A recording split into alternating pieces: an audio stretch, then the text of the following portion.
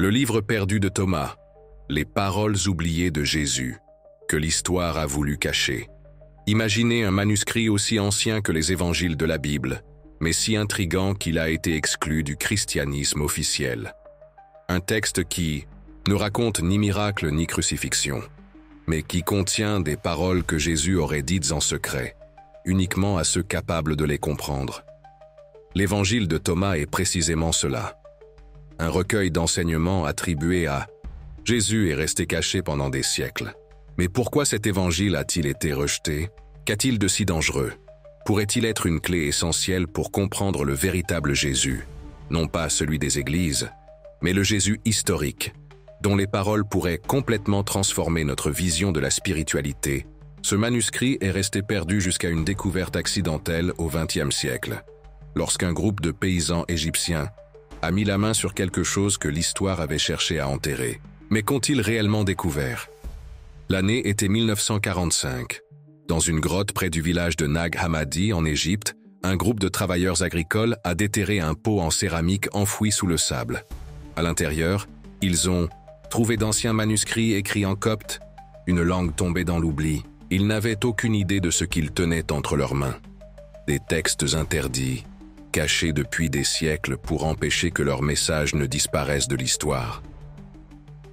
Cette découverte allait devenir l'un des événements archéologiques les plus marquants du XXe siècle, révélant une collection d'écrits appelés les évangiles gnostiques. Parmi eux, un texte se distinguait, l'évangile de Thomas.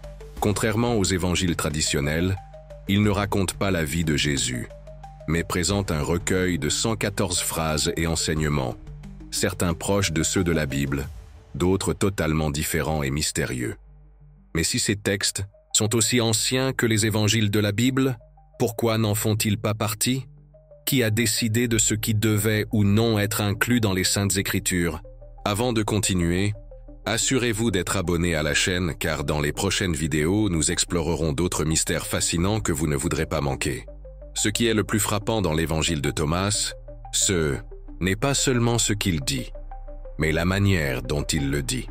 Alors que les évangiles canoniques ont été rédigés des décennies après la mort de Jésus, dans un contexte de conflits religieux et politiques, le texte de Thomas prétend un enregistrement direct des paroles du Christ.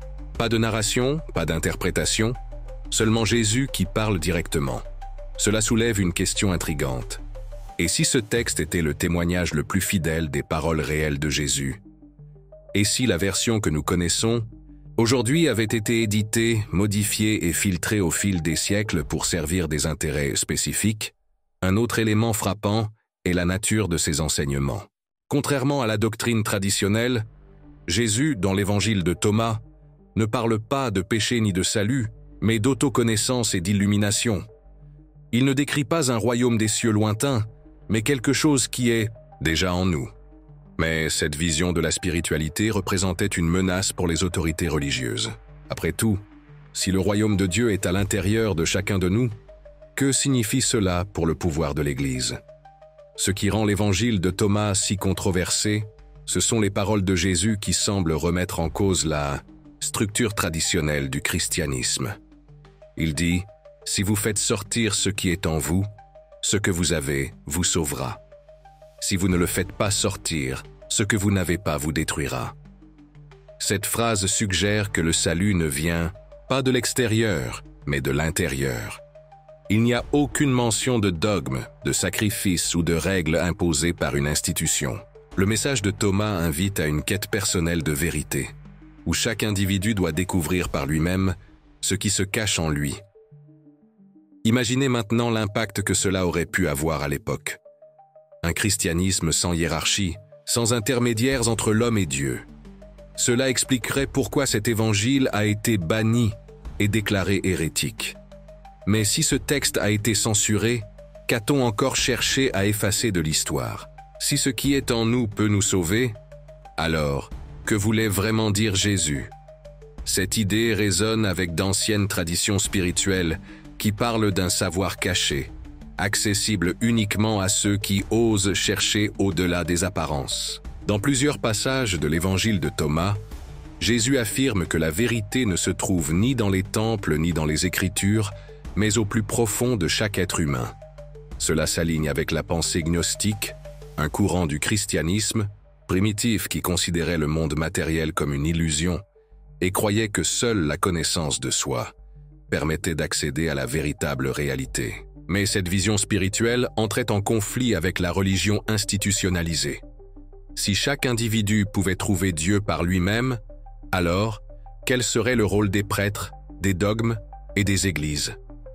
Cette pensée fut jugée dangereuse, et les gnostiques furent persécutés. Leurs textes furent brûlés, leurs croyances effacées. Mais toutes les traces n'ont pas disparu. Aviez-vous déjà entendu parler de ces faits? Laissez un commentaire et discutons-en. Beaucoup pensent que la Bible a toujours existé, telle que nous la connaissons aujourd'hui. Mais la réalité est bien différente. Sa composition est le fruit de siècles de débats, de décisions politiques et de manipulations stratégiques.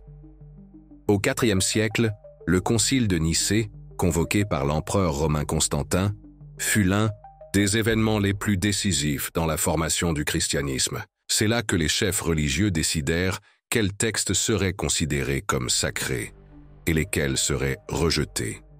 Et que s'est-il passé avec ceux qui ne correspondaient pas à la doctrine officielle?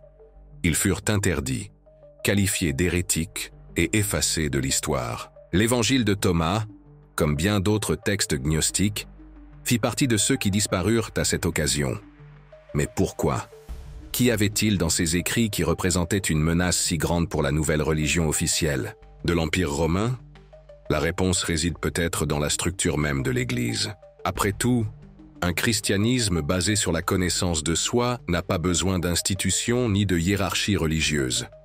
Alors, et si la version de Jésus que nous connaissons aujourd'hui n'était qu'une partie de l'histoire?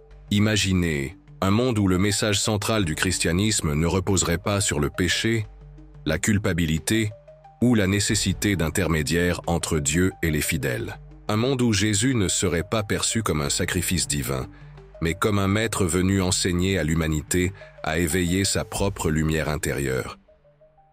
Si l'évangile de Thomas avait été intégré à la Bible, le christianisme aurait peut-être évolué d'une manière bien différente. Au lieu d'une religion centrée sur les dogmes et les règles, nous aurions pu avoir une approche axée sur la quête intérieure et la connaissance de soi. Cela aurait-il affaibli le pouvoir des églises? Aurait-ce changé notre perception du rôle de la foi dans la société? Mais si ce scénario ne s'est jamais réalisé, c'est pour une raison bien précise. Le message contenu dans l'évangile de Thomas constituait une menace pour ceux qui souhaitaient centraliser le pouvoir spirituel. Et les responsables de la consolidation de la doctrine chrétienne ne pouvaient pas laisser cela se produire sans résistance. Si l'évangile de Thomas contenait réellement des paroles authentiques de Jésus, pourquoi a-t-il été rejeté? Pour comprendre cela, il faut examiner les premiers chefs de l'Église et leurs divergences avec le message de Thomas. Les évangiles acceptés dans la Bible ont été fortement influencés par la pensée de Pierre et de Paul, qui défendaient l'idée de Jésus comme Fils de Dieu, envoyé pour sauver l'humanité du péché. Ce message était puissant, mais il instaurait aussi un système où le salut dépendait de la foi en Jésus en tant que Rédempteur. L'évangile de Thomas, en revanche, ne parle ni de péché, ni de sacrifice, ni de rédemption. Jésus y apparaît plutôt comme un maître spirituel, guidant les individus vers la découverte de la vérité par eux-mêmes. Cette vision remettait en cause la construction de l'Église comme institution unique et indispensable au salut.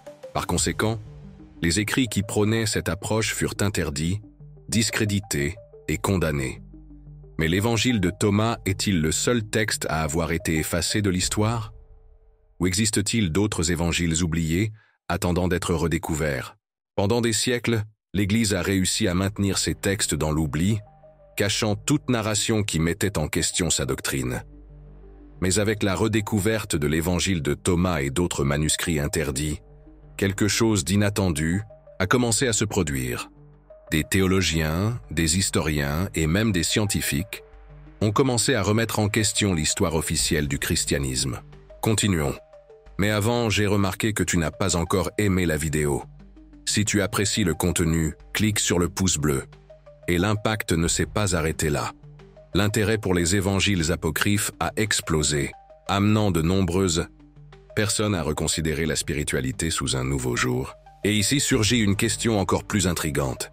Si cet évangile contient un message d'illumination personnelle, pourrait-il nous aider à mieux comprendre le véritable Jésus? Mais il y a quelque chose d'encore plus surprenant. Beaucoup des enseignements contenus dans l'évangile de Thomas ressemblent à des concepts trouvés dans d'autres traditions spirituelles qui n'existaient même pas à l'époque de Jésus. Comment cela est-il possible? L'évangile de Thomas transmet des enseignements qui semblent aller bien au-delà du christianisme traditionnel. Des phrases comme « Lorsque vous vous connaîtrez vous-même, alors vous serez connus, et vous comprendrez que vous êtes les enfants du Père vivant » sonnent de manière étonnamment similaire aux leçons du bouddhisme sur l'illumination et l'autodécouverte. Mais les similitudes ne s'arrêtent pas là.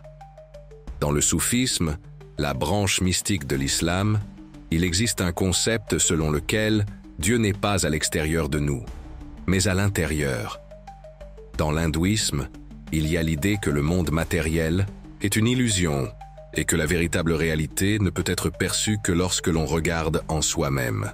Cela nous amène à une question fascinante. Les enseignements de Jésus faisaient-ils partie d'une sagesse spirituelle plus ancienne, partagée par diverses traditions? Si c'est le cas, pourquoi ces connexions ne sont-elles pas largement discutées? Quoi d'autre aurait pu être dissimulé sur la véritable nature des enseignements de Jésus? Si l'évangile de Thomas était resté caché pendant des siècles, combien d'autres enseignements ont peut-être été effacés de l'histoire? La vérité. Est-ce que Thomas n'est pas le seul évangile interdit? Il existe des dizaines d'autres écrits, comme l'évangile de Marie-Madeleine, qui dépeint Marie non seulement comme une suiveuse, mais comme l'une des disciples les plus proches de Jésus, recevant des enseignements que les autres ne comprenaient pas.